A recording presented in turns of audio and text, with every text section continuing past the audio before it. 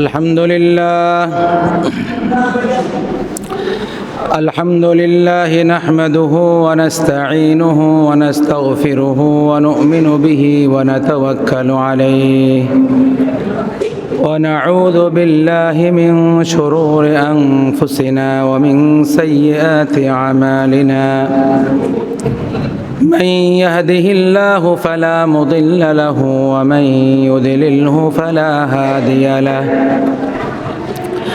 ونشهد أن لا إله إلا الله وأن محمدًا عبده ورسوله أرسله بالحق بشيرا ونذيرا وداعيا إلى الله بإذنه وسراجا منيرا فقد قال الله تعالى في كلامه المجيد وفرقانه الحميد أعوذ بالله من الشيطان الرجيم بسم الله الرحمن الرحيم إن الله يأمر بالعدل والإحسان وإيتاء ذي القربى وينهى عن الفحشاء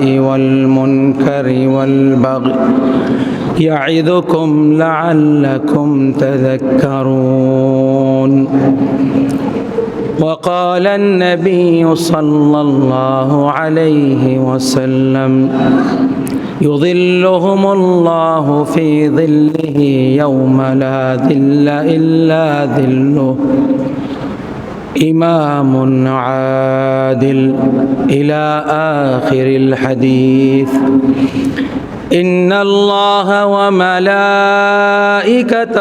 يصلون على النبي يا أيها الذين آمنوا صلوا عليه وسلموا تسليما اللهم صل على محمد وعلى آل محمد كما صليت على إبراهيم وعلى آل إبراهيم إنك حميد مجيد اللهم بارك على محمد وعلى آل محمد كما باركت على إبراهيم وعلى آل إبراهيم إنك حميد مجيد يا رب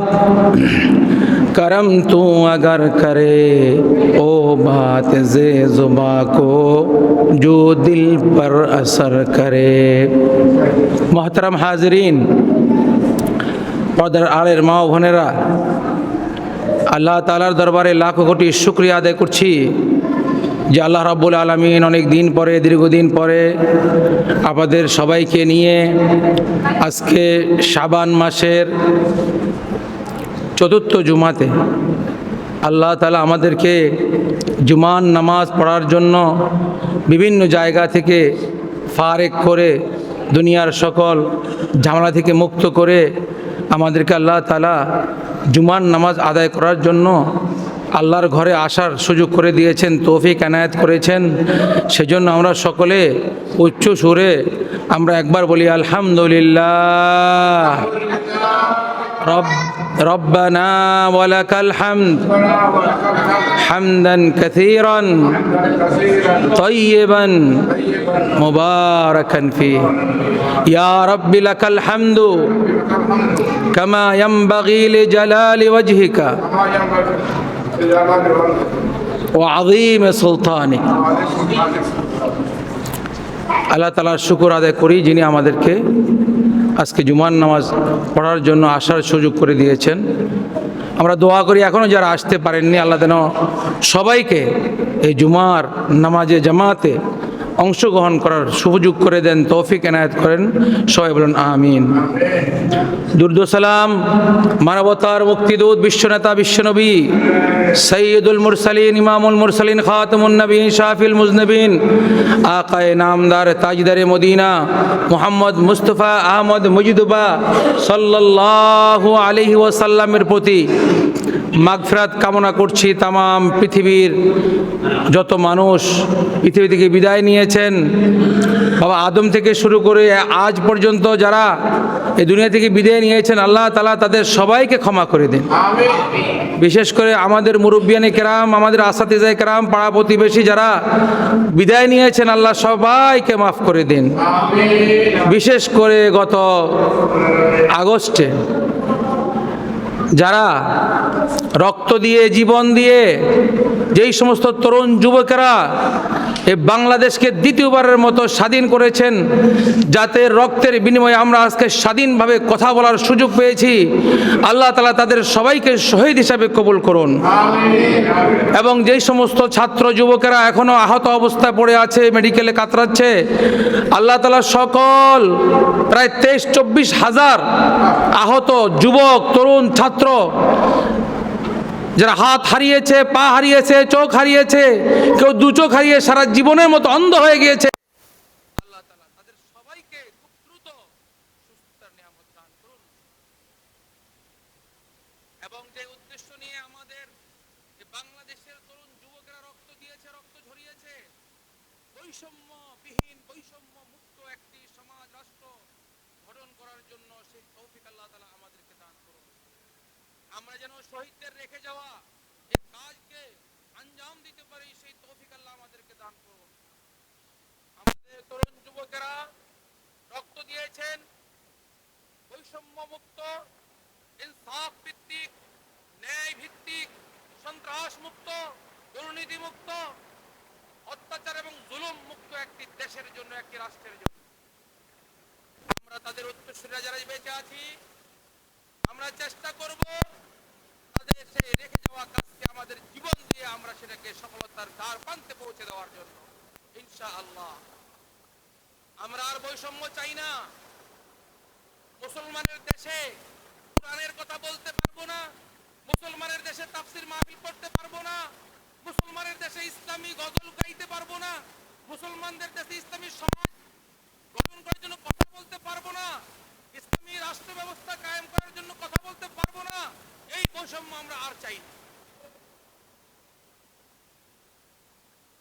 সেজন্য আজকের আয়াত আল্লাহ তাআলা বলেছেন, ইন্নাল্লাহা ইয়া'মুরু বিল আদলি ওয়াল ইহসান,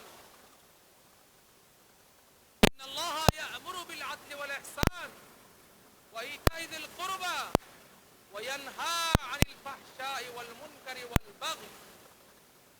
আল্লাহ মানুষকে নির্দেশ দিচ্ছেন আদলের, ইনসাফের, সৎ কাজের, বৈষম্য না করার জন্য, বৈষম্যবিহীন একটি সমাজ গঠন করার জন্য আল্লাহ তাআলা নির্দেশ দিচ্ছেন। খুতবাতে এই আয়াতটা খতিব সাহেব পড়ে কি পড়ে না? আপনারা শুনেন তো, অনেক খতিবরা খুতবার লাস্টে এই আয়াতটা পড়ে থাকে। আয়াতটার ব্যাখ্যা কি শুনেছেন কখনো? বুঝেছেন, জেনেছেন কি বলে ইমাম সাহেব, খতিব সাহেব? বুঝেন নাই? আল্লাহ বলছেন, ইন্নাল্লাহা ইয়া'মুরু বিল আদলি ওয়াল ইহসান। আল্লাহ তাআলা দুনিয়ার মানুষকে নির্দেশ দিচ্ছেন আদালতের, ন্যায় প্রতিষ্ঠার, ন্যায় এবং নীতি প্রতিষ্ঠা করার আদেশ দিচ্ছেন। কোথায়? ব্যক্তিতে, পরিবারে, সমাজে, রাষ্ট্রে, সর্বক্ষেত্রে। আপনার আয়ত্তে যারা আছে তাদের প্রতি আপনি ইনসাফ করবেন। আপনি একজন মেম্বার হয়েছেন, আপনার সমাজে যতগুলো মানুষ আছে আপনার আন্ডারে, তাদের অধিকার এবং হক আদায় করবেন। আপনি তাদের প্রতি বেইনসাফ করা যাবে না। একজন ইউনিয়ন চেয়ারম্যান, তার দায়িত্ব হলো তার ইউনিয়নে ইনসাফ প্রতিষ্ঠা করা, ন্যায় এবং ইনসাফের সমাজ প্রতিষ্ঠা করা, সকলের প্রতি ন্যায় এবং প্রতিষ্ঠা কায়েম করা। একজন এমপি এবং মন্ত্রী, তারা তাদের আয়ত্তে যেটুকু এলাকা আছে উপজেলা ভিত্তিক সেই এলাকাগুলোতে আদলে ইনসাফ কায়েম করবেন। একজন দেশের প্রেসিডেন্ট, প্রধানমন্ত্রী সারা দেশে আদল এবং ইনসাফ কায়েম করবেন। আর যারা আদল এবং ইনসাফ কায়েম করবে, ন্যায় কায়েম করবে, তাদের জন্য আল্লাহ রাসূল ঘোষণা দিয়েছেন, ইউযিল্লুহুমুল্লাহু ফি যিল্লিহি ইয়াওমা লা যিল্লা ইল্লা যিল্লুহ। 7 জন ব্যক্তিকে আল্লাহ তাআলা, 7 প্রকারের 7 শ্রেণীর মানুষকে আল্লাহ তাআলার আরশের নিচে ছায়া দান করবেন, যেদিন আল্লাহর আরশের ছায়া ছাড়া হাসরের ময়দানে আর কোনো ছায়া থাকবে না। মানুষ চিৎকার করবে পানির জন্য, হাহাকার করবে পানির জন্য, মানুষের চোখের পানি বের হয়ে শেষ হয়ে যাবে, মাথার মগজ টকবক করে পড়ে যাবে, রক্ত ঝরে যাবে। এই পর্যায়ে এসে মানুষ যখন পানির জন্য হাহাকার করবে, পানির জন্য চিৎকার করবে, তখন তারা এই মানুষদেরকে, এই পর্যায়ের মানুষদেরকে আল্লাহ তাআলা আরশের নিচে ছায়া দান করবেন। তাদের মধ্যে প্রথম কাতারে কারা? ইমামুন আদিল, ইমামুন আদিল, ন্যায় পরায়ণ নেতা, ন্যায় পরায়ণ বাদশাহ, ইনসাফ প্রতিষ্ঠা যিনি করবেন তার অধীনস্থদের প্রতি, সেই দিন আল্লাহর আরশের নিচে ছায়া পাবে। আমরা কি আমাদের পরিবারে আদল ইনসাফ প্রতিষ্ঠা করতে পেরেছি? তো যদি আমরা ঘরেই না পারি, সমাজে কি করে পারবো? আগে ঘর থেকে শুরু করতে হবে। আপনার অধিকার বঞ্চিত যারা আছেন, ভাই বোনের ভিতরে অধিকার সমতা, স্ত্রী সন্তানের ভিতরে অধিকার সমতা, যারা হকদার তাদের অধিকার এবং সমতাকে আগে প্রতিষ্ঠা করতে হবে। তারপরে আপনার সমাজের মানুষের মধ্যে ইনসাফ এবং আদল কায়েম করতে পারবেন। আর যদি কায়েম করতে পারেন, তাহলে আল্লাহ তাআলা আপনাকে আল্লাহ তাআলার আরশে আজিমের নিচে স্থান দিবেন, যেদিন আল্লাহর আরশের ছাড়া আর কোনো স্থান থাকবে না। আমরা একটি বৈষম্যহীন সমাজ ব্যবস্থার জন্য চেষ্টা করে যাব, এবং সেটার জন্য যদি আমাদেরকে জীবন দিতে হয়, আমাদেরকে যদি রক্ত ঝরাতে হয়, শহীদ হতে হয়, তারপরেও আমরা এই আমাদের শহীদদের রেখে যাওয়া অসমাপ্ত কাজ থেকে এক চুল পরিমাণ আমরা পিছুত হব না ইনশাআল্লাহ। 53 বছরে, এই স্বাধীনতার পর 53 বছরে আমরা অনেক সরকার দেখেছি, অনেক রাজনীতিবিদ দেখেছি, অনেক বড় বড় নেতাদেরকে দেখেছি, কিন্তু আমার দেশের মানুষের প্রতি সমতা, আদল, ইনসাফ কায়েম করতে পারেনি।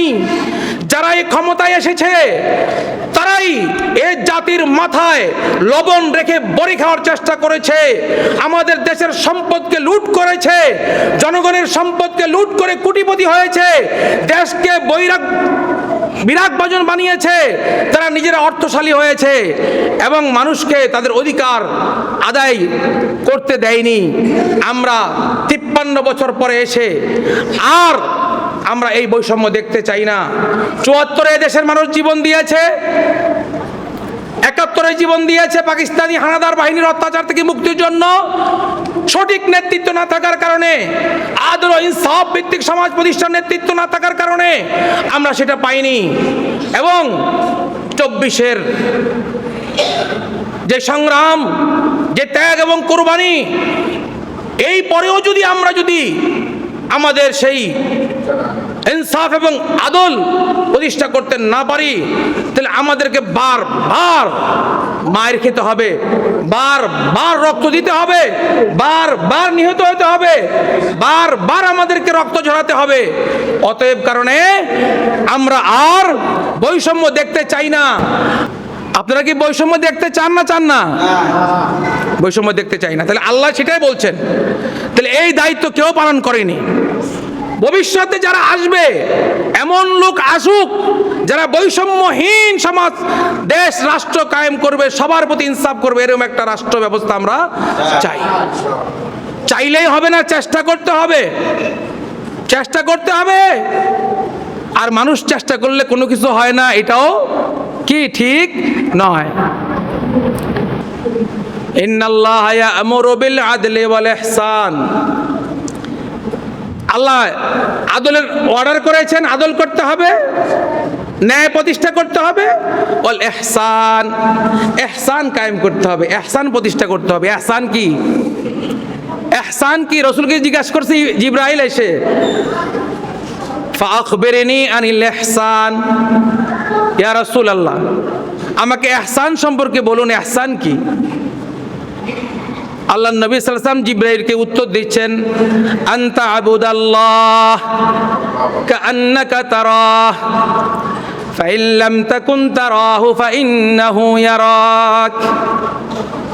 ইহসান হলো আপনি এমনভাবে আল্লাহর ইবাদত করবেন, এমনভাবে আপনি আল্লাহর গোলামি করবেন, আল্লাহর দাসত্ব করবেন। কেন? আল্লাহ তাআলা মানুষকে এবং জিনকে বানিয়েছেন আল্লাহর গোলামি এবং দাসত্ব করার জন্য। ওমা খালাকতুল জিন্না ওয়াল ইনসা ইল্লা লিয়াবুদুন, ওমা খালাকতুল জিন্না ওয়াল ইনসা ইল্লা লিয়াবুদুন, আমি মানুষকে এবং জিনকে সৃষ্টি করেছি শুধু আমার দাসত্ব এবং গোলামি করার জন্য, আমার ইবাদত করার জন্য, আমার হুকুম পালন করার জন্য, আমার কাছে মাথা নত করার জন্য, আমার কাছে সারেন্ডার হওয়ার জন্য। আমি ছাড়া আমার বান্দা পৃথিবীর অন্য কোনো মানুষের কাছে মাথা নত করবে না। আমি ছাড়া, আমার হুকুম ছাড়া অন্য কোনো মানুষের বানানো হুকুম তারা পালন করবে না। আমি ছাড়া, আমার বিধান ছাড়া পৃথিবীর কোনো মানুষের হাতে বানানো মস্তিষ্ক থেকে তৈরি কোনো বিধানের পক্ষে তারা থাকবে না, তারা বিধানের পক্ষে কাজ করবে না, শুধু আমার বিধানকে প্রতিষ্ঠা করার জন্যই কাজ করবে। এবং তারা ইবাদত করবে এমন ভাবে, আনতা আবুদাল্লাহ কাআন্নাকা তারাহ, যেমন আমার মালিককে আমি দেখতে পাচ্ছি, আমার মালিককে আমি দেখতে পাচ্ছি। ইবাদতে যদি আপনি এমন মস্তিষ্ক তৈরি করতে না পারেন, তাহলে আপনার ইবাদতে মন বসবে না। এমনভাবে ইবাদত করতে হবে যে মালিক, আমি মালিককে দেখছি, মালিক আমার সামনে দাঁড়ানো আছে। ফোরম্যান রাখে না কোম্পানি, বিভিন্ন কোম্পানি, বিভিন্ন যারা কন্ট্রাক্টর তারা ফোরম্যান রাখে কেন জানেন? কর্মচারীরা, শ্রমিকরা ঠিকমতো কাজ করে কিনা তা দেখাশোনা করার জন্য। মাঝে মাঝে ফাঁকে ফাঁকে হুন্ডা দিয়ে আসে, গুন্ডা দিয়ে আসে, ট্রাকে বাসে আইসা এই সমস্ত কর্মচারীদেরকে দেখে যায়, তো বুঝাইতে চায় যে আমরা কিন্তু আসি, আমরা দেখতেছি, তোমরা ফাঁকে দিলে কিন্তু খবর আছে। এই জন্য কি কোম্পানি ফোরম্যান রেখেছেন, কাজের শৃঙ্খলার জন্য, কাজ বৃদ্ধির জন্য। আর যদি মালিক যদি না থাকে, খোঁজখবর যদি না দেয়, 1 মাসের কাম 3 মাসও হইতো না। এই জন্য আল্লাহ বলছেন আনতা আবুদাল্লাহ, রাসূল বলছেন আনতা আবুদাল্লাহ, এমনভাবে আল্লাহর ইবাদত করবে কাআন্নাকা তারাহ, যেমন তুমি তোমার প্রভুকে দেখছ। ফাইন লাম তাকুন তারাহ, এরকম যদি না হয় কমপক্ষে, তাহলে এটা ভাবো ফাইন্নাকা তারাহ, আমার তোমার রব তোমাকে দেখছেন। তুমি যেখানেই থাকো, তুমি যদি একদম পাহাড়ের উপরে দুর্গের ভিতরে থাকো, ফি বুরুজিম মুশাইয়াদা, দুর্গেও যদি থাকো, আল্লাহ তোমাকে দেখছেন। আল্লাহর দেখার বাহিরে কোনো জায়গা নাই পৃথিবীতে।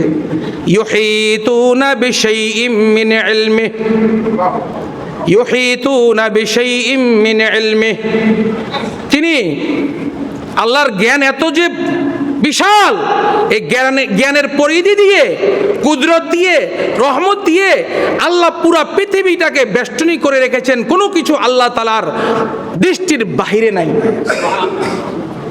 কোনো কিছু আল্লাহর দৃষ্টির বাহিরে নাই। সেটা আল্লাহ তাআলা কোথা থেকে পরিচালনা করছেন? আরশে আজিম থেকে। আল্লাহু লা ইলাহা ইল্লা হুয়াল হাইয়ুল কাইয়ুম, এমন রব পেয়েছি, এমন মালিক পেয়েছি, এমন প্রভু পেয়েছি, তিনি ছাড়া আর কেউ নাই, তার সমকক্ষ কেউ নাই।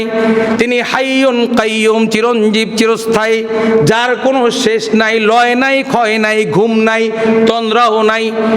একমাত্র বান্দার নিরাপত্তার জন্য, বান্দার সুখের জন্য, বান্দার শান্তির জন্য আমার রব নিজের ঘুম এবং কে হারাম করেছেন। অথচ বান্দার নাক দেখা ঘুমায়। যে বান্দার জন্য আল্লাহ নিজের ঘুমকে হারাম করেছেন, সে বান্দা নাকে তেল দিয়ে ঘুমায়। সপ্ত আসমানে এসে আল্লাহ বান্দাকে ডাকছেন, ও আমার বান্দা, তোমার কি অভিযোগ, তোমার কি চাওয়া, তোমার কি জরুরত, তোমার কি প্রয়োজন, আমার কাছে বলো, আমি তোমাকে সব পূরণ করে দিব। আর বান্দা তখন নাক ঢাইকা ঘুমায়া থাকে, তাহলে পূরণ কিভাবে হবে? পূরণ কিভাবে হবে? হবে না। তাহলে আনতা আবুদাল্লাহ কাআন্নাকা তারাহ, এমন ভাবে ইবাদত করবে যেমন তুমি আল্লাহকে দেখছো, আল্লাহ তোমাকে দেখছেন। অথবা কাআন্নাকা তারাহ ফাইন লাম তাকুন তারাহ ফাইন্নাহু ইয়ারাক, আল্লাহ তোমাকে দেখছে এরকম অনুভূতি যদি তোমার ভিতরে না আসে, কমপক্ষে এটা চিন্তা করো কাআন্নাকা তারাহ, তিনি তোমাকে দেখছেন। কোথায় বসে? আরশে আজিমে বসে। আরশ মানে কুরসি, চেয়ার। আল্লাহর আরশটা কত বড়! ওয়াসিআ কুরসিয়ুহুস সামাওয়াতি ওয়াল আরদ, আসমান জমিন যত বড়, আল্লাহর চেয়ে আরো তত বড়। তাহলে আমার আল্লাহ কত বড়? এর চাইতে বড়। আমার আল্লাহ কি এর চাইতে বড়? কতটুকু বড়? আল্লাহু আকবার, আল্লাহু আকবার। এর চাইতে বড় পৃথিবীতে আর কিছু নাই। আমার আল্লাহ যত বড়, আল্লাহর চেয়ারও তত বড়, আল্লাহর শান এবং মর্যাদাও তত বড়। তিনি সামিউম বাসির, তিনি শুনেন এবং দেখেন। ইয়াদুল্লাহি ফাওকা আইদিহিম, আমার রবের হাত আছে, কিন্তু কার মতো বলা যাবে না। লাইসা কামিসলিহি শাই, পৃথিবীর কোনো মানুষের মতো নয়, পৃথিবীর কোনো মাখলুকের মতো নয়, পৃথিবীর কোনো মিসালের মতো আমার রবের হাত পাও কান নয়। সেটা আল্লাহটা আল্লাহই ভালো জানে। ওয়া হুয়াস সামিউল বাসির আলিমুম বিজাতিস সুদূর। তাহলে আল্লাহ তাআলা সব জায়গার সব কিছু কন্ট্রোল করছেন আরশে বসে। তাহলে আল্লাহ অর্ডার দিচ্ছেন, ইন্নাল্লাহ ইয়া'মুরু বিল আদলি ওয়াল ইহসান, আদল কায়েম করতে হবে। জনগণকে বলেছেন, বিশেষ করে যারা দায়িত্বশীল আছেন, কুল্লুকুম রাঈন ওয়া কুল্লুকুম মাসউলুন রাইয়াতিহি, প্রত্যেকটা সমাজের, প্রত্যেকটা পরিবারের, প্রত্যেকটা কর্তা ব্যক্তি তিনি একজন মাসউল। তার কাছে তার পরিবার সম্পর্কে জিজ্ঞাসা করা হবে। একজন প্রতিষ্ঠানের পরিচালক, সে একজন গার্ডিয়ান, সে একজন মাসউল। তাকে তার অধীনস্থদের ব্যাপারে জিজ্ঞাসা করা হবে, তাদের উপরে কোনো জুলুম করা হয়েছে কিনা, অন্যায় করা হয়েছে কিনা, বেইখতিয়ারি কোনো কাজ করা হয়েছে কিনা, বেইনসাফি করা হয়েছে কিনা, তার সম্পর্কে জিজ্ঞাসা করা হবে।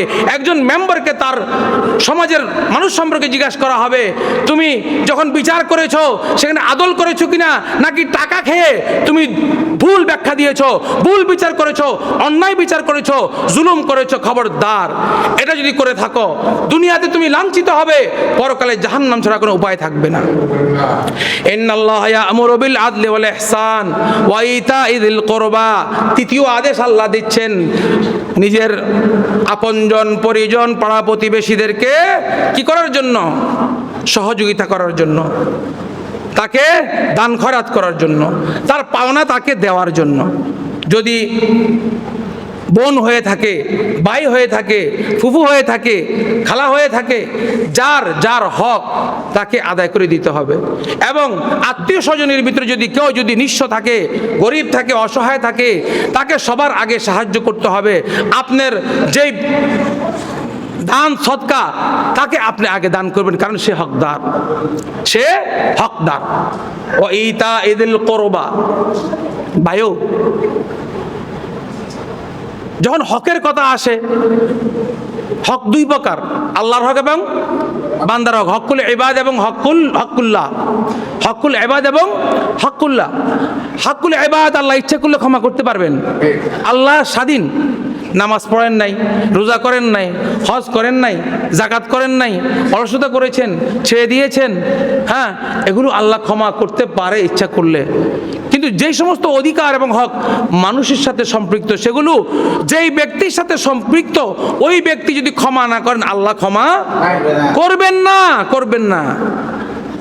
এই কথা যদি এখন বলি, আমাদের সমাজে না, আমাদের পুরো দেশেই বলেন না, শতকরা 90 জন লোক শুধু খালি অধিকার, আকরেবা, নিকটাত্মীয়, নিজের আত্মীয় স্বজনের বোন ভাগিনা, ভাতিজি, ফুফু, তাদের হক না দেওয়ার কারণে, অধিকার যথাযথভাবে আদায় না করার কারণে এরা আল্লাহর কাছে ধরা পড়ে যাবে। হাসরের ময়দানে ধরা পড়ে যাবে। তখন আপনি যতক্ষণ পর্যন্ত তাদের হক না দিবেন ততক্ষণ পর্যন্ত আপনি মুক্ত হতে পারবেন না। যতই তাহাজ্জুদ পড়েন, যতই উমরা করেন, যতই হজ করেন, যতই আপনি ইবাদত করেন, কোনোটা আপনাকে সেখান থেকে পার করতে পারবে না যদি আপনি বান্দার হক নষ্ট না করেন। ও ভাই, কার জন্য, কি জন্য, কেন? যখন হুজুর আত্মহে তৌফিক নাই, আই কেননি বিদায় করতাম, আমার কাছে তো সেই ধরনের কোনো সামর্থ্য না, আমি কীভাবে বিদায় করতাম। আপনি খোঁজ করবেন তাদের কোনো ওয়ারেস, তাদের কোনো আত্মীয় স্বজন, তাদের কোনো কেউ সেখানে বেঁচে আছে কিনা। যদি বেঁচে থাকে দয়া করে সমস্ত অহংকারকে দূর করে দিয়ে ছোট্ট হয়ে তার কাছে গিয়ে বলুন, ও ফুফাতো ভাই, ও খালাতো ভাই, ও মামাতো ভাই, ও ফুফু, ও বোন, ও আমার অমুক, আমি তো তোমার কাছে ধরা, আমি তোমার কাছে ধরা, আমি তোমার হক আদায় করতে পারি নাই, আমার সাধ্য নাই, আমাকে মাফ করে দাও, আমাকে ক্ষমা করে দাও। যদি আপনাকে স্বইচ্ছায় যদি আপনাকে ক্ষমা করে দেয় তাহলেও আপনি কিছুটা ছাড় পেতে পারেন। কিন্তু আমরা এটা করতে পারি, আয় হাই তার ননি মানুষের কাছে, হ্যাঁ আয় কিনলে হাতের কাছে যে মাফসান। ভাই, আপনার শক্তি আসে বুঝে আপনি এরকম বলতেছেন, আপনার রক্ত গরম বলে আপনি বলতেছেন, কেউ কথা পাত্তা দিচ্ছেন না। মনে রাখবেন, এই হক অধিকার না দেওয়ার কারণে 90% লোক আল্লাহর দরবারে ধরা পড়ে যাবে। ইন্নাল্লাহা ইয়া'মুরু বিল আদলি ওয়াল ইহসান ওয়া ইতাই যিল কুরবা। এই তিনটা দায়িত্বের কথা আল্লাহ আমাদেরকে নির্দেশ করছেন। আদল কায়েম করতে হবে সর্বক্ষেত্রে, ইনসাফ কায়েম করতে হবে সর্বক্ষেত্রে, ইহসান করতে হবে, মানুষের প্রতি দয়াশীল হতে হবে। তাআওয়ানু আলাল বিররি ওয়াত তাকওয়া ওয়া লা তাআওয়ানু আলাল ইসমি ওয়াল উদওয়ান। মানুষকে কল্যাণের প্রতি আহ্বান করতে হবে, মানুষকে ভালো কাজে উদ্বুদ্ধ করতে হবে, মানুষকে কল্যাণের দিকে আহ্বান করতে হবে। খবরদার, পাপ, অন্যায়, গুনাহের কাজে কোনো মানুষকে সহযোগিতা করা যাবে না। ইন্নাল্লাহা ওয়া তাআওয়ানু আলাল বিররি ওয়াত তাকওয়া ওয়া লা তাআওয়ানু আলাল ইসমি ওয়াল উদওয়ান। এটা আল্লাহর হুকুম। রাসূল বলছেন, আদ-দীনু আন-নাসিহা, দিন হলো কল্যাণকামিতা। আপনি আরেকজন ভাইয়ের কল্যাণ কামনা করবেন, আর আল্লাহ তাআলা উম্মতে মুহাম্মদীকে পৃথিবীতে পাঠিয়েছেন মানুষের কল্যাণের জন্য। কুনতুম খায়রা উম্মাতিন উখরিজাত লিন-নাস, তোমরা শ্রেষ্ঠ জাতি, তোমাদেরকে পৃথিবীতে নিয়ে আসা হয়েছে মানবতার কল্যাণের জন্য, মানুষের কল্যাণের জন্য। মানুষের অকল্যাণ হয় এমন কাজ তোমরা করবে না, কারণ তোমরা পৃথিবীতে শ্রেষ্ঠ জাতি। কেন শ্রেষ্ঠ জাতি? তোমাদের নবী হলেন সর্বশ্রেষ্ঠ। যত নবী পৃথিবীতে এসেছেন সকলের সভাপতি হলেন আপনার আমার নবী, বিশ্ব নবী মুহাম্মদুর রাসূলুল্লাহ সাল্লাল্লাহু আলাইহি ওয়াসাল্লাম। আর আমার নবীকে আল্লাহ শ্রেষ্ঠ বানিয়েছেন পৃথিবীর শ্রেষ্ঠ কিতাব দিয়ে, যার নাম আল কোরআন, যার নাম আল কোরআন। আল কোরআন দিয়ে আল্লাহ তাআলা আমার নবীকে পৃথিবী মানুষের জন্য শ্রেষ্ঠ নেতা বানিয়েছেন, সাইয়্যিদুল মুরসালিন বানিয়েছেন, ইমামুল মুরসালিন বানিয়েছেন, খাতামুন নবীন বানিয়েছেন, রহমতুল লিল আলামিন বানিয়েছেন। শ্রেষ্ঠ কিতাব, শ্রেষ্ঠ কালাম আল্লাহর কোরআন আমার নবীকে দিয়েছেন। যে রাত্রিতে আসলো এই কোরআন, ওই রাত্রি হলো 1000 মাসের চাইতে উত্তম। যে মাসে আসলো ওই মাস হলো বরকতময়। যে দেশে আসলো ওই দেশ হলো বরকতময়। মক্কাতে কোরআন নাজিল হয়েছে, ওখানে যদি কেউ এক রাকাত নামাজ পড়ে 1 লক্ষ রাকাতের সওয়াব পাওয়া যায়। আমার নবী ছিলেন জাহেলিয়াতের যুগের বড় যুগের সবচাইতে গরিব ঘরের সন্তান, কিন্তু আল্লাহ তাআলা এই কোরআন পাঠিয়ে আমার নবীকে কোরআনের দায়িত্ব দিয়ে কোরআনের হাদি বানিয়ে পৃথিবীতে সকলের উপরে স্থান দিলেন, বানাইলেন ইমামুল মুরসালিন, খাতামুন নবীন, রহমতুল লিল আলামিন। আমার নবীকে আল্লাহ তাআলা কোরআন দিয়ে শ্রেষ্ঠ বানিয়ে দিলেন, আর এই উম্মতকে আল্লাহ তাআলা শ্রেষ্ঠ উম্মত হিসেবে ঘোষণা দিলেন। সামনে আসতেছে রমজান মাস, কোরআনের মাস। আমরা কোরআনকে পড়বো, কোরআনকে ধরবো, কোরআন অনুযায়ী জীবন গড়বো, কোরআনকে পড়বো, কোরআন অনুযায়ী আমল করার চেষ্টা করব। আল্লাহ আমাদেরকে তৌফিক দান করুন। এরপরে বলা হচ্ছে 3টা আদেশের পরে 2টা হলো নিষেধ, 2টা নিষেধ। ওয়ানহা আনিল ফাহশা, 3টা নিষেধ, 3টা আদেশ, 3টা নিষেধ। ওয়ানহা আনিল ফাহশা ওয়াল মুনকারি ওয়াল বাগি, 3টা নিষেধ করা হয়েছে, একটা হলো ফাহশা। ফাহশা শুধু কথা না, যত রকমের অপ্রয়োজনীয় কথা আছে, কাজ আছে, যত রকমের ফাহেসা কথাবার্তা আছে, গালিগালাজ আছে, যত রকমের গীবত শেখায়াত আছে, যত রকমের চুগলখড়ি আছে, পরনিন্দা আছে, সব কিছু থেকে আপনাকে বেঁচে থাকতে হবে, ফাহেসা কাজ থেকে মুক্ত থাকতে হবে। ওয়ানহা আনিল ফাহশাই ওয়াল মুনকার, নিষিদ্ধ যত কাজ আছে সবগুলোকে পরিত্যাগ করতে হবে, নিষিদ্ধ কাজ ছাড়তে হবে। ওয়াল বাগি, সমাজে বিশৃঙ্খলা তৈরি করে, যত রকমের অশান্তি তৈরি করে, ওই সমস্ত বিশৃঙ্খলা কাজ, অশান্তির কাজ থেকে আপনাকে মুক্ত রাখতে হবে। কারণ এটাই আমাকে সমাজে বেশি আছে না নাই? এই দেশের সমাজপতিরা কোন আইনে, কোন অথরিটিতে দরবার করে করে মানুষের পিছনে লাগিয়ে দিয়ে দুই গ্রুপ থেকে টাকা খায়, বিচার করে, এদের সরকারি অনুমোদন কি, এদের বৈধতা কি, এদের অথরিটি কি, আমরা জানতে চাই। এদেরকে ছাড়া কেন বিচার হবে না? কেন তাদেরকে দিয়ে বিচার করতে হবে টাকা দিয়ে? এবং তারা বেইনসাফি করেন, জুলুম করেন, অন্যায়ভাবে মানুষের উপরে দায় দায়িত্ব চাপিয়ে দেন।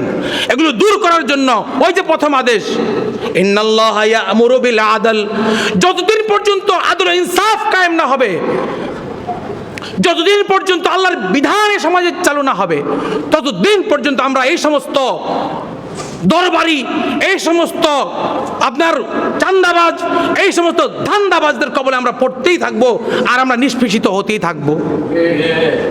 এগুলো দূর করতে হবে। সেই সময় এসেছে। সুযোগ সব সময় আসে না, সুযোগ সব সময় আসে না।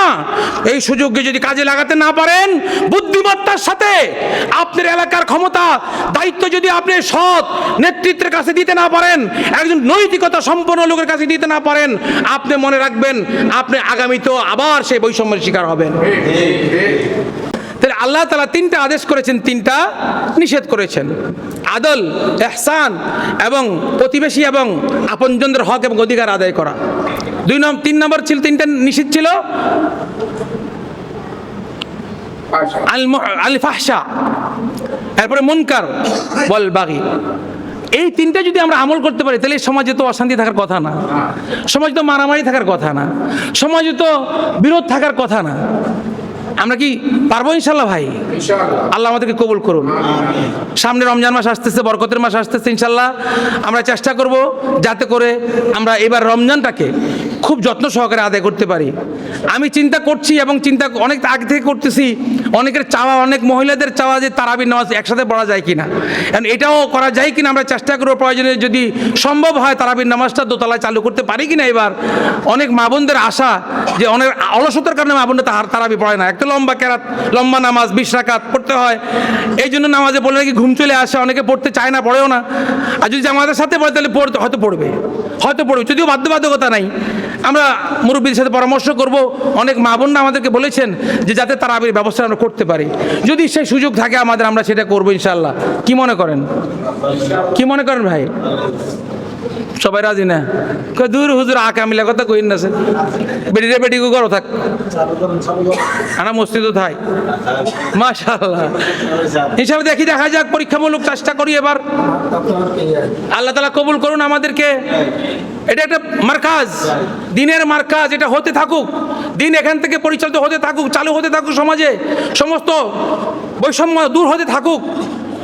মা বোনরা যদি বাজার করতে হারে, মার্কেটে যে মার্কেট করতে হারে, বেড়াগুলোকে ঠেলালি করি বাজার করতে হারে, বেড়া করে বাদ দিই, তো এই বেড়িগো মসজিদে আইলে সমস্যা কিটা? ও ভাই, কত যৌক্তিক না অযৌক্তিক?